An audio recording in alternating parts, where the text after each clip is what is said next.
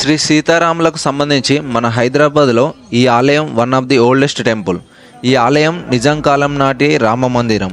ఈ ఆలయం ఎక్కడ కాదండి, మన హైదరాబాద్లో నాంపల్లికి 2 కిలోమీటర్ల దూరంలో ఆసిఫ్ నగర్లో ఉంటుంది.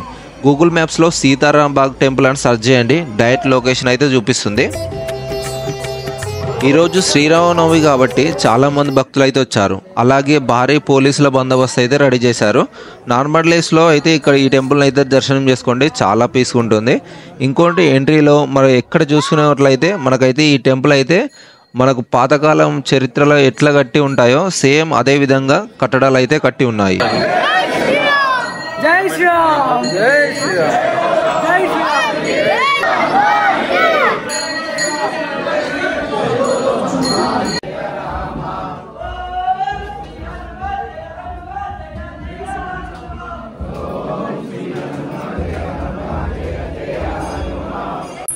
ఒక్కసారి ఆలయం లోపలికి రాగానే చూడండి, ఆలయం మొత్తం భక్తులతో నిండి అసలు గింత కూడా గాలాడతలేదు.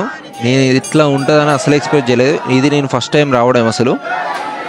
అలాగే కొంచెం ముందుకు రాగానే ఆలయం మధ్య భాగంలో చూసుకున్నట్లయితే ఆ గజస్తంభంతో పాటు ఆ రాముల వారికి ముందు భాగంలో హనుమంతుల ఆలయం అయితే దర్శనమిస్తుంది.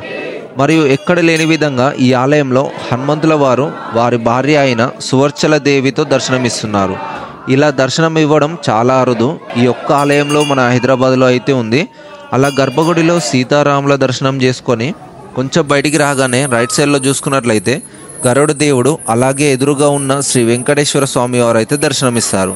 అలా ఆలయం మొత్తం చూడండి, అప్పటి కట్టడాలతో అన్ని ఆలయాలు ఉండే విధంగా కాకుండా డిఫరెంట్గా కనిపిస్తున్నాయి. ఈ ఆలయం నుండి అలా దర్శనం చేసుకొని కొంచెం బయటికి రాగానే ఎక్కడ లేని విధంగా ఆలయంలో గోశాల కూడా కనిపిస్తుంది. ఇక్కడ చూస్తున్నారు కదా, చాలా గోవులు అయితే ఉన్నాయి. ఎప్పటి నుండో దర్శనం చేసుకుందాం అనుకుంటూ ఫైనల్గా ఆ సీతారాముల కళ్యాణం చూసుకుంటూ ఆ శ్రీరామనవమి నాడైతే ఆ శ్రీరాముల వారి దర్శనం అయితే చేసుకున్నాను. మీకు ఈ వీడియో నచ్చినట్లయితే లైక్ చేసి, షేర్ చేసి, సబ్స్క్రైబ్ చేసుకోండి.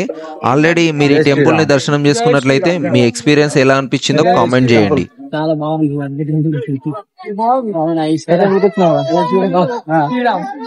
రెండు కళ్ళు సరిపోలేదు అసలు. జై శ్రీరామ్.